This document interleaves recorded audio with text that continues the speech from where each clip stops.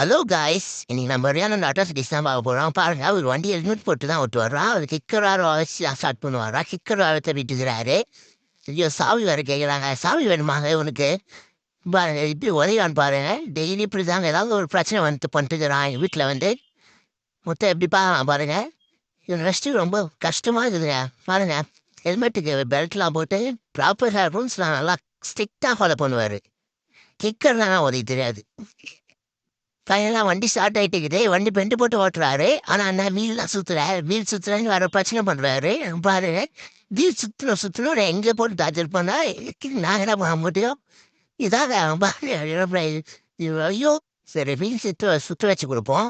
அதுக்கப்புறம் என்ன பண்ணுறாங்கன்னு பார்ப்போம். பெல்ட்டு போட்டாரு, ரெடி ஆகிட்டாரு.